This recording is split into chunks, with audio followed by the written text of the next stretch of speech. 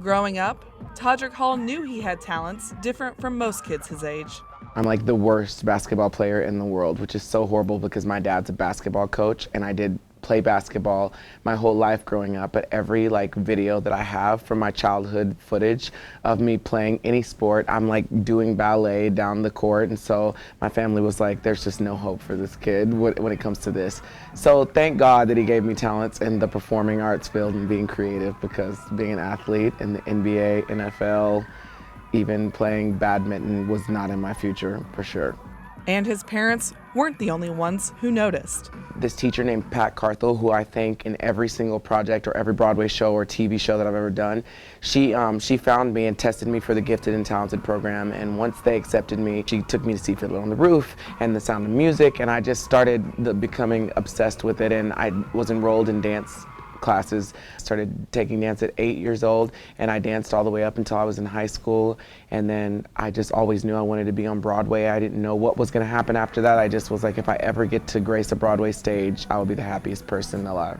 Little did he know, Todrick would one day end up on American Idol, making the top 13 of season 9. Todrick then took that experience and creativity and spun it into his highly successful YouTube channel, with over 1 million subscribers and growing. His internet fame crossed back over to TV, landing him his very own show on MTV.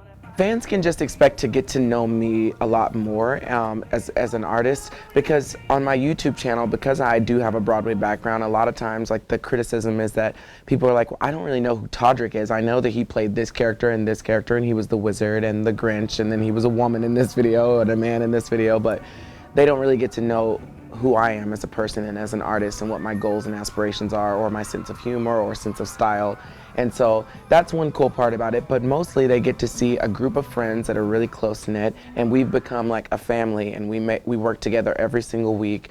And we make these videos happen on a shoestring budget. And so I think it will be inspirational to anybody who's sitting there watching this in middle America when you watch the show, that we are just struggling artists just like anybody else, but instead of sitting around complaining and saying, I wish I had this, or so-and-so has this that I don't, we take all that negativity and figure out a way to make it happen. If anybody wants to be an artist and they're wondering how to get started, they should watch the show, and they will see just how hard we work and how we make $1 out of 15 cents. I hoped that I would be on some TV. I didn't care where it was, if it was MTV or Animal Planet. I didn't really care where it was. I just wanted to be able to be on television again, but not because I want to be famous, but successful, so that I have a voice and a platform, a megaphone that I can project out to people, to just share my thoughts and points of view, and to be able to inspire kids, because there's a lot of kids out there that don't know where they belong, or they're a little bit different. They need somebody that looks like them, or that talks like them, or who wants to be musical, or wants to put on a dress, even if they're a dude and have a beard. I think that's okay, and I think that's cool, and there's not enough bearded people walking around in dresses, and it's my job and duty on this planet to make sure that there's more and more dudes in dresses every single day.